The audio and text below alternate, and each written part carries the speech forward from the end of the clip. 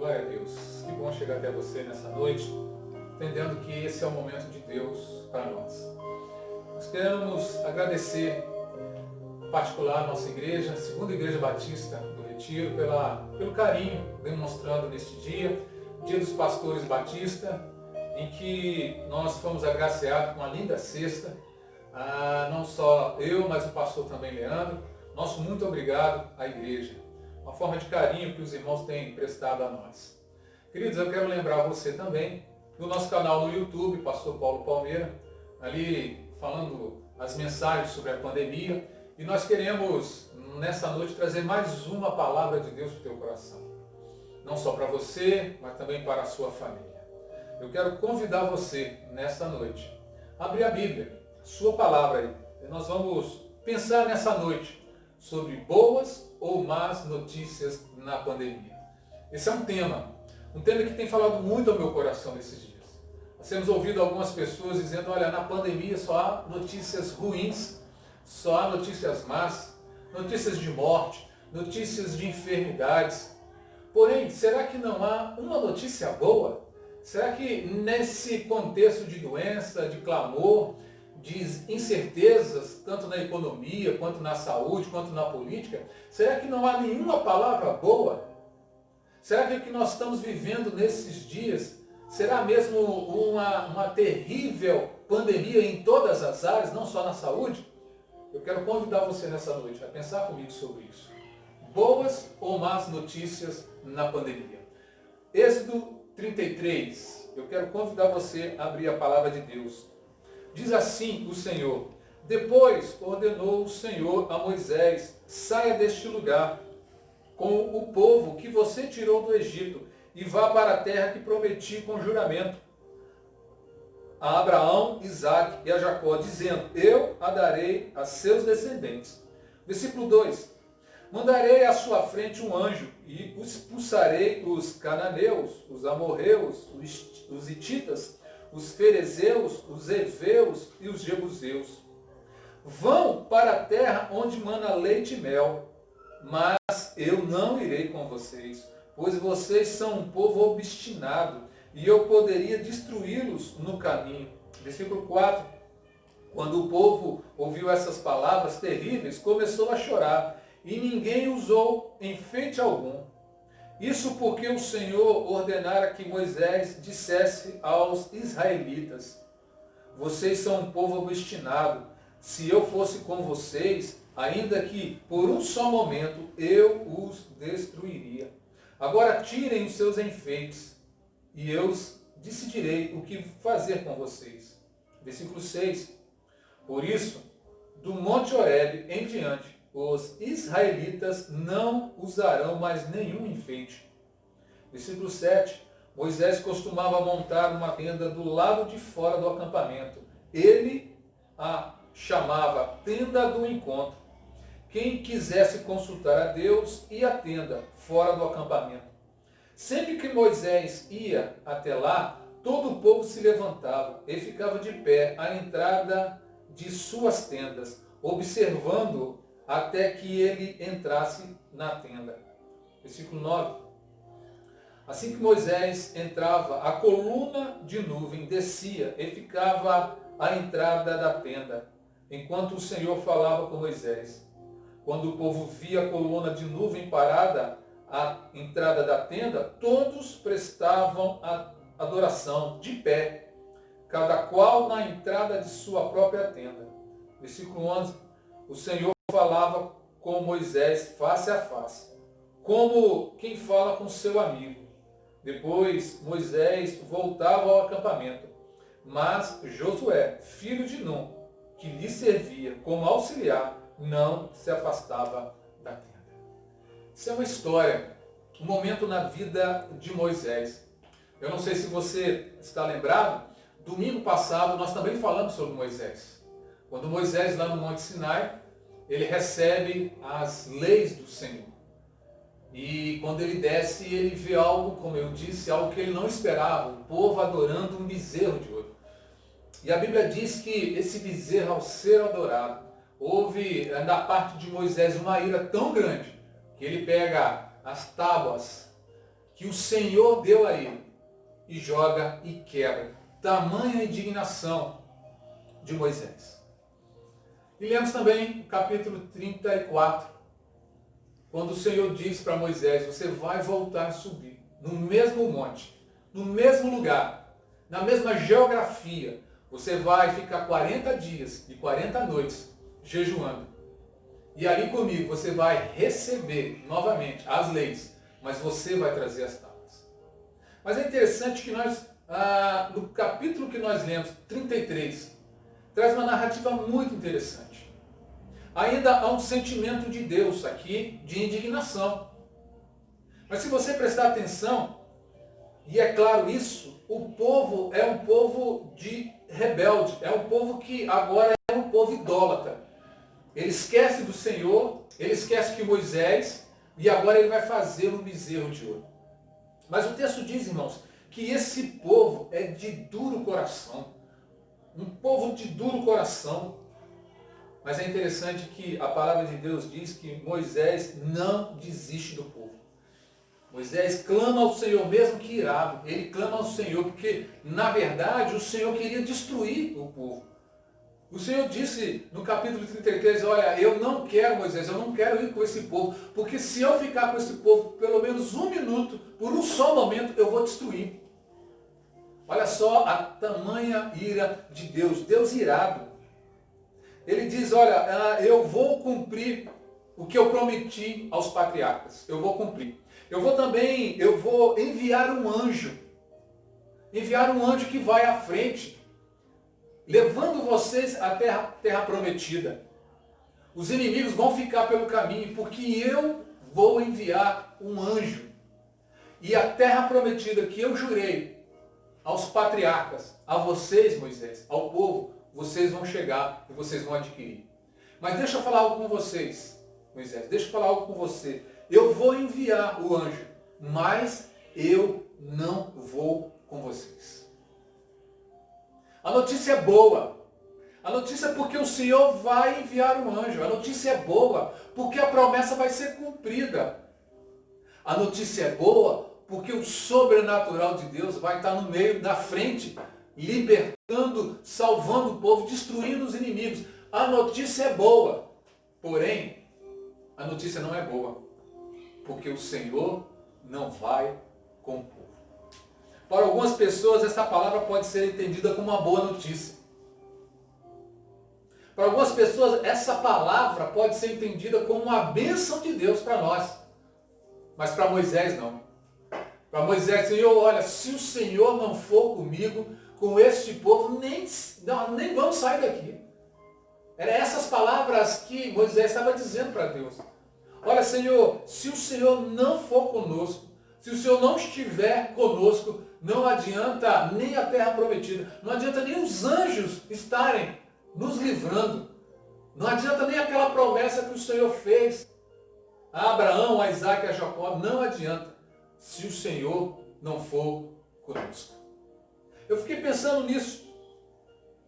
Fiquei pensando nessa possibilidade que a gente ouve, escuta muitas notícias. Notícias boas, aparentemente, mas que na verdade não são boas. Há muitas pessoas saindo da pandemia, é verdade, pessoas sendo curadas, pessoas que passaram meses internadas, pessoas doentes, pessoas que estão se reinventando, pessoas que estão saindo do cenário de morte. Mas sabe que eu penso nisso tudo, irmãos? Eles estão saindo. Mas será que eles estão saindo e o Senhor está entrando junto com eles? O Senhor está abençoando, o Senhor está com eles.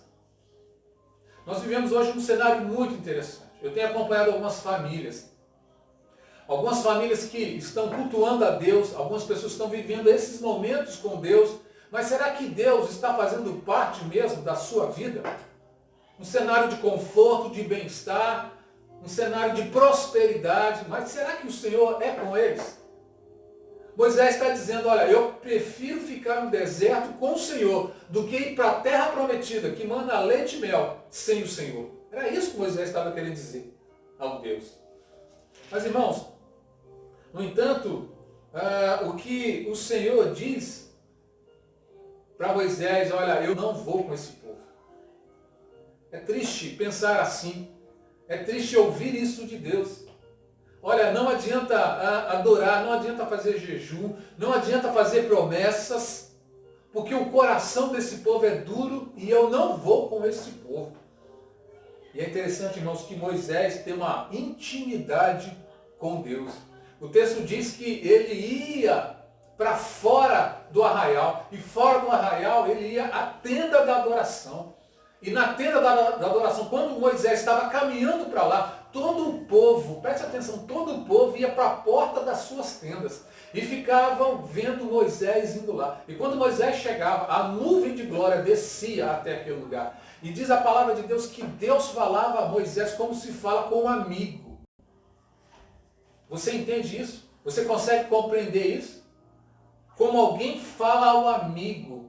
Como alguém fala a uma pessoa próxima. É isso que o Senhor quer fazer com você. É isso que o Senhor quer fazer comigo. É isso que o Senhor quer fazer com a igreja dele. Falar próximo, como se fala um amigo.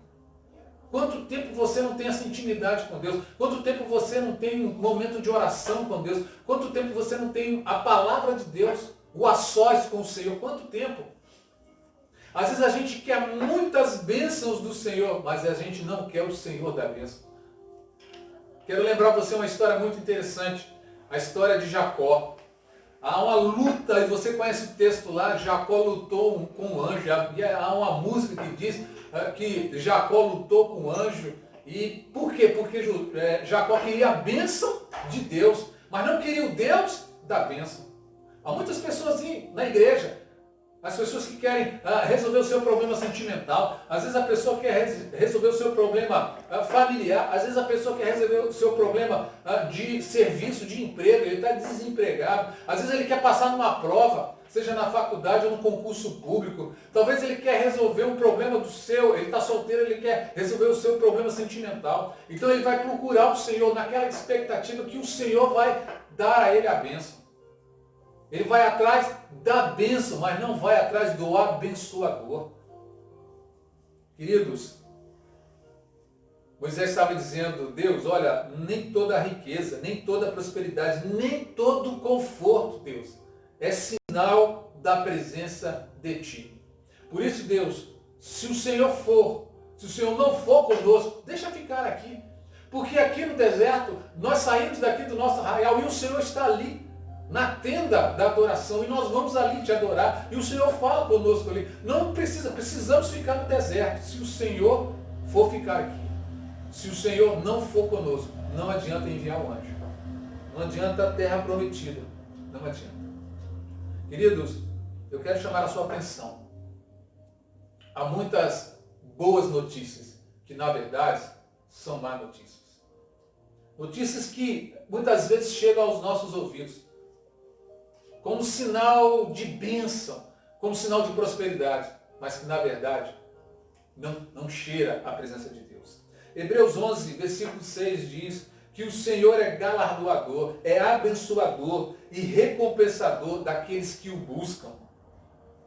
Muitas vezes, irmãos, nós não valorizamos isso. Esse Deus que nos abençoa.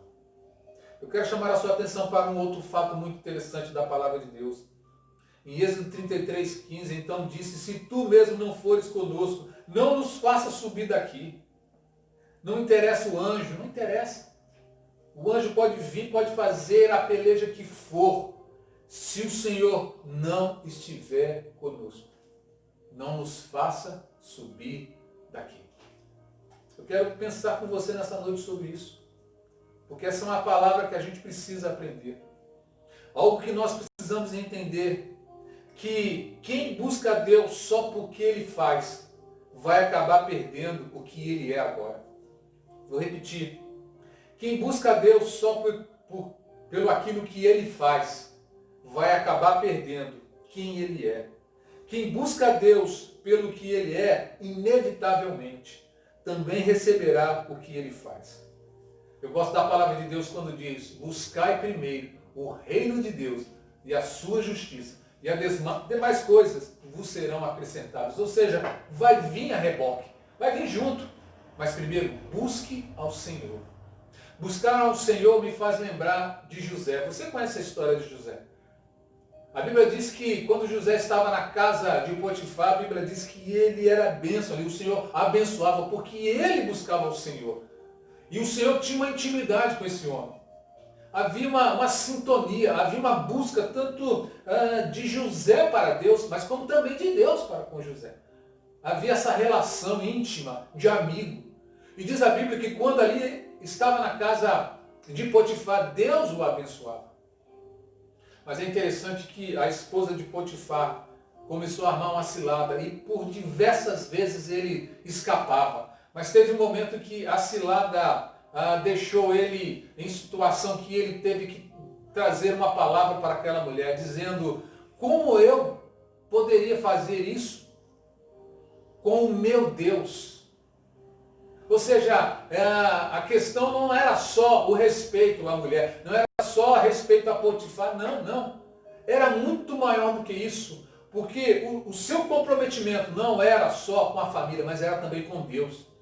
E diz a Bíblia que ele sai dali e ele é levado preso. E mesmo preso ali, naquela cadeia, diz a Bíblia que o Senhor era com ele. Ou seja, não era o ambiente que ele estava, o ambiente de prosperidade, de estar numa casa boa, trabalhando ali, tendo um conforto, mas agora preso também. O Senhor estava com ele. Independente do lugar, da situação geográfica onde ele está, ele era grato ao Senhor. Eu quero pensar com você nessa noite, seja qual lugar que você está, seja grato ao Senhor, não por aquilo que o Senhor vai fazer a você, mas pelo que o Senhor é na tua vida. Há uma grande diferença. Eu conheço, talvez você também conhece, pessoas que têm um conforto, têm um bem-estar, é próspero, e o Senhor é com ele, o Senhor o abençoa. Há também pessoas que têm dificuldade de ter até um teto, de ter roupas para vestir, de ter um carro, mas mesmo ali ele é grato ao Senhor. Sabe por que ele é grato? Não porque o Senhor há de abençoar, não, mas pelo que o Senhor é na sua vida. Eu quero pensar você nessa noite sobre isso. E o Salmo 103, versículo 7 diz: ele manifestou os seus caminhos a Moisés e os seus feitos aos israelitas. Salmos 103, versículo 7. Moisés tinha algo que diferenciava daquela multidão ali. Mesmo como nós falamos no domingo passado, como ele matou um egípcio e quebrou as leis, mas o Senhor era com aquele homem. O Senhor tinha uma proposta na vida daquele homem. Como o Senhor tem uma proposta para a tua vida. Talvez você não matou ninguém. Talvez você não se rebelou contra o Senhor. E eu quero dizer para você que o Senhor tem grandes coisas para você nessa noite. Moisés tinha algo que lhe diferenciava. Esses que vivem essas experiências com Deus, assim como José, assim como Daniel, assim como Paulo, assim como Pedro, assim como Moisés, esses homens tinham devocional, esses homens tinham uma intimidade com o Senhor, eles eram amigos do Senhor, amigos de conversar mesmo, amigos de abrir o coração. Quantas vezes você não fala com Deus aquilo que está dentro do teu coração? Você comenta com um amigo, você comenta com a tua esposa, com o teu esposo, você comenta com o seu pai, com a sua mãe, você comenta com o seu filho, mas você tem dificuldade de abrir o seu coração para o Senhor. Nós precisamos entender, irmãos, que a verdadeira valorização da presença de Deus em nossa vida começa pela busca. Eu quero convidar você nessa noite a buscar ao Senhor, a valorizar a presença de Deus na tua vida. Assim como no passado, eu quero levar você a pensar no ato do primeiro amor. Quando você se converteu, aquele desejo de orar sempre, aquele desejo de estar em comunhão com a igreja, aquele desejo de orar, aquele desejo de glorificar a Deus. Você lembra disso? Das visitas que você fez. Quantas visitas você fez? E hoje? Você consegue lembrar desses momentos de visitação, de oração, de compartilhar da palavra de Deus com alguém? Como você tinha no início, aquela explosão de amor, de paixão pela obra, pelo reino de Deus, e que hoje tem ficado perdido. Um pastor conversando conosco lembrou de um momento muito interessante na vida dele. Ele conversando com um jovem, o jovem disse para ele: pastor, por que isso que a Bíblia fala não acontece conosco hoje? Meu pastor, o que você diz, meu jovem? Essa questão aí de Sadraque, Mesaque e Abednego, onde eles vão pela fornalha ali de fogo e nada acontece, nem cheiro de fogo, de fumaça eles pegaram.